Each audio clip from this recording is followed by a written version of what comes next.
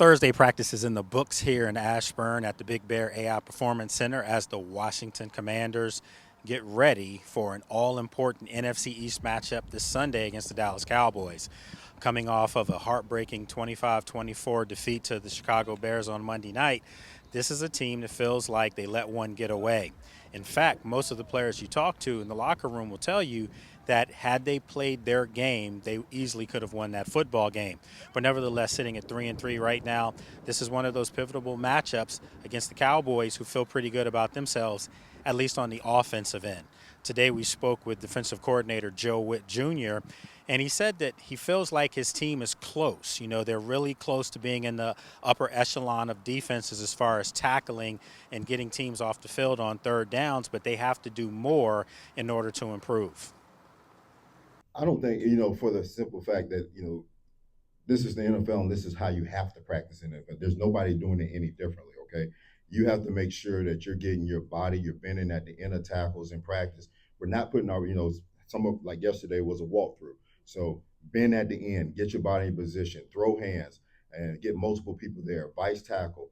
Don't leave a guy on a singular tackle when multiple people can be there. So you have to make sure the details of that, because we're not going to the ground, but nobody's going to the ground at this time of the year. So like I said, right now we're at 12% in missed tackles. We get to 1% better, that's going to put us top 10. We get to 10%, that puts you top 5. So the margins are small in the NFL. You know what I'm saying? So we're at 17th right now. That's not where we want to be. We want to be top 10, moving into the top 5 in that area. So we will continue to work at it and get it. So on the offensive side of the ball, we already know everything starts and ends with Jayden Daniels.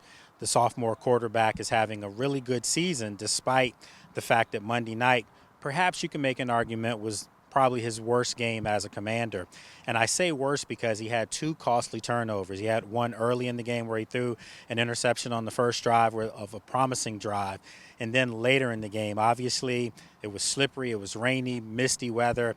He had a botched handoff to Bill Krosky-Merritt, and it cost him. It gave Chicago the chance to go down the field, which they did, to kick a game-winning field goal. Jayden Daniels has owned up to the mistake and said that obviously the best way to move forward is to get a win in Dallas, and that's what this team is preparing for. Well, what they're going to have to do also is prepare perhaps for Terry McLaurin to not be in Dallas, because Terry McLaurin today was not out here on the practice field. And that's a development, because they need number 17, their biggest playmaker, outside of Jayden Daniels, of course, to be on the field for this team to get their offense to the heights that they're trying to get them to. I asked offensive coordinator Cliff Kingsbury about the fact that, the tight end room is something that's still developing. Naturally, Zach Ertz, the consummate pro, had a big touchdown catch, which most people thought was a clinching touchdown catch against the Bears on Monday night. But we talked about the pass-catching acumen of this room, and where does he see them right now? With the tight end room, Zach made obviously a big play the other night. How do you see the room progressing now as far as the pass catching side? Yeah, I mean, Zach is one of the premier route running, pass catching tight ends in league history, and so we call upon him in a lot of those situations, third downs, 2 minutes, things like that. But John Bates, Ben, Colson are all very equipped to do it as well. They just haven't had as many opportunities because of Zach's kind of presence in that room. But I really like how that room's developed in the run game and the pass game, and it's definitely an entire room that's ascending.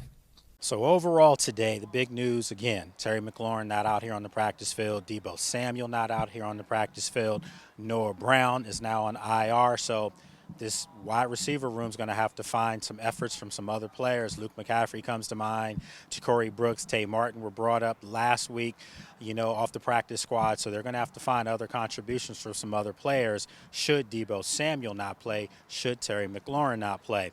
But nevertheless, this is a football team in the Washington Commanders that needs a win. They need to get back on the winning track, feel good about themselves, because they're getting ready to enter into a brutal stretch as far as this schedule. No game is one that you can take for granted. So they're going to have to come out and have their A game in Texas, where we'll all be out there Sunday for a 4 p.m. East Coast time matchup against their nemesis, their division rival, the Dallas Cowboys.